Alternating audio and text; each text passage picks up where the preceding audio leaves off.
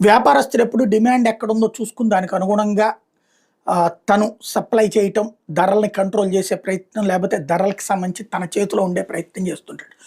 గుజరాత్‌కి సంబంధించినోడు నరేంద్ర మోడీ. వ్యాపారాల్లో పూర్తి పట్టు ఉండేటటువంటి వాళ్ళు గుజరాతీలు. ఆయనే ఇప్పుడు ప్రధానమంత్రి అయ్యారు. దానికి అనుగుణమైనటువంటి అడుగులు కూడా అలాగే ఉంటాయి.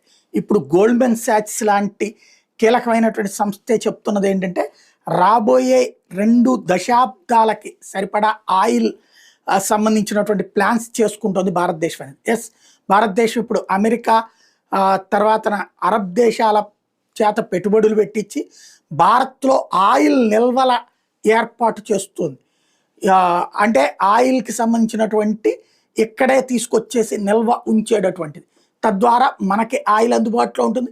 ఎట్ ద సేమ్ టైం విపరీతమైన సమస్యలు ఫేస్ చేసేటప్పుడు ఆయా దేశాలకు ఆయిల్ సప్లైకి ఇక్కడి నుంచి దానికి అనుగుణమైన షిప్స్ కొంటోంది, దానికి అనుగుణమైన